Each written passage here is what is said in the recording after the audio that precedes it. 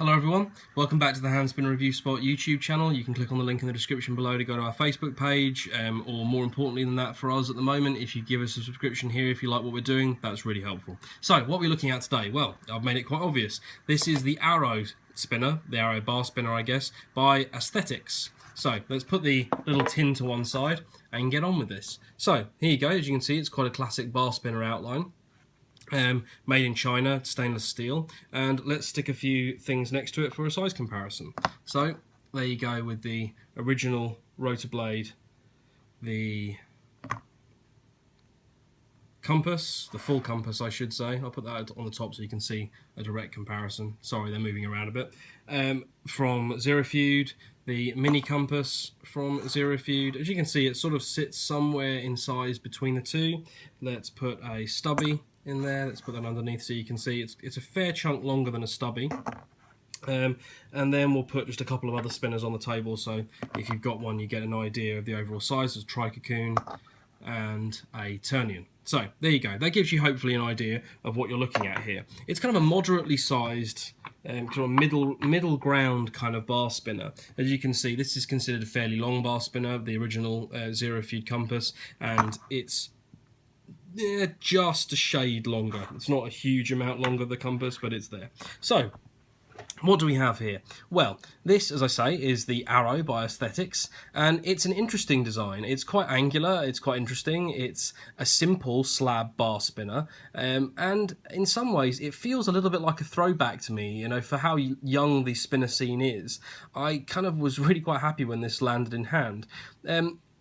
So what can we say about it? Well, as you can see, it has these lovely rounded edges here, these little indents. It has negatively tapered arms. You then have these interesting chamfers which give you sort of an angular sort of profile. You can see at the end here that's also the case. You have a polished button which has a rounded topped edge and then a flat inner surface with a further flat in the centre, so kind of a concentric drop in the centre.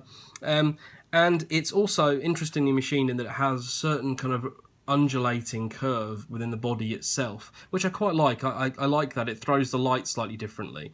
And obviously from here you can see the buttons themselves are polished, but the piece itself is a brushed finish. And we'll come back to that later. As you can see, you've got Aesthetics there laser engraved along the side.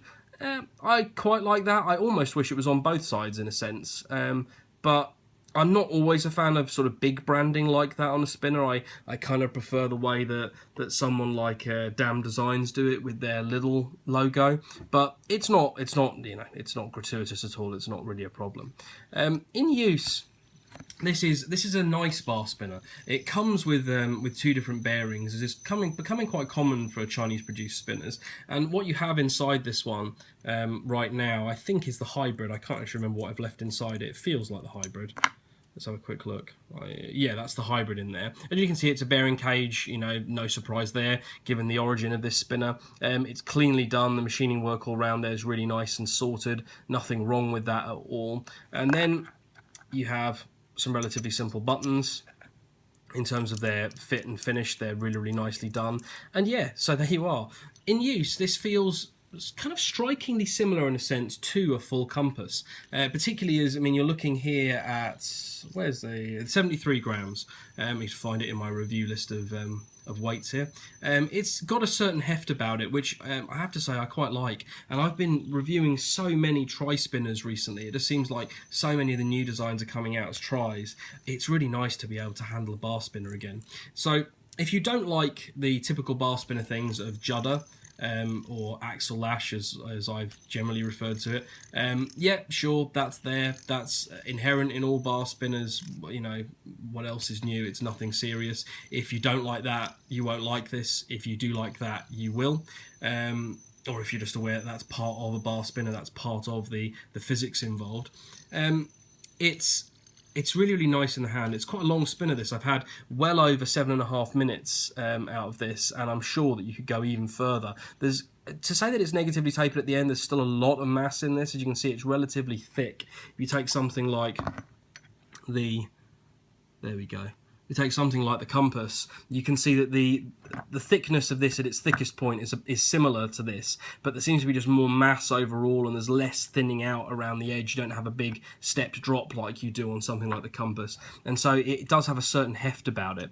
It's very, very comfortable in hand to spin. Those negative tapers are great, and this chamfer that you have along here, that's really nice to reverse flick with. It just feels very comfortable. Forward, it doesn't have quite the perfect kind of geometry involved there for a forward flick for me, but in the same way as something like, I mean, even the compass, as much as I love that, that doesn't have the perfect forward flick geometry in terms of the design. This is still more than comfortable enough. You can use it in kind of a two-finger catch and release sort of way very cleanly. It just works. In terms of stability, it's very, very well balanced. I'd have to say it's not quite dead stable, but it's verging on it. It's getting very, very close. Definitely well within the bounds of any non-ultra high-end spinner. So overall, it's a quality, quite basic and straightforward bar spinner. So what are the downsides? Well, I suppose what I've just said is kind of the downside. This is quite a simple unit compared to what we're starting to get used to in the spinner scene. You know, there's a lot more complicated and complex stuff coming out. You've got things like this from Down Designs with loads of angles and, high polish and, lots of little details which, maybe make something like this look a little bit pedestrian in the current market. But in some ways, I kind of find that refreshing. This is kind of the distillation of the hand spinner idea. This is very talk bar-like in lots of ways, although, to be frank, I kind of like the design of this even more than the talk bar, but I'm not a huge talk bar fan, so, take that with a grain of salt. It's just like the distillation, like I say, of a very basic hand spinner.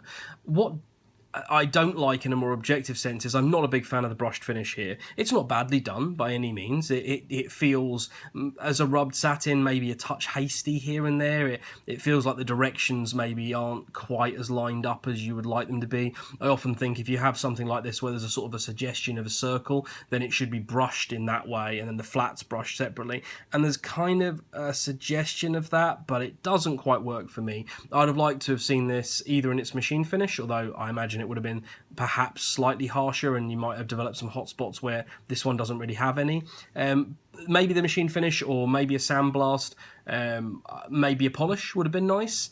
But it's, again, that's kind of a personal thing. Some people love brush finishes. I don't think this is a perfect example of it, but it's not bad. And I think for the prices involved in Chinese spinners like this, I think you're getting more than your money's worth. And yeah, I quite like the Arrow. I can see holding on to this for a while and carrying it, because it feels like a very solid, go anywhere, old school bar spinner. And I think there's still a place for that in the market a year on from the scene really exploding. And yeah, I like it a lot. So there you go, guys. There isn't a huge amount to say that's negative, but equally there isn't a huge amount to say. It's a classic old school bar spinner with a relatively unique angular design. Yeah, it's good. Nice work by Aesthetics. And I kind of look forward to seeing what they do in the future, because this is a first outing, suggests there might be some cool stuff to come. So thanks very much, guys. Catch you in the next video. Bye-bye.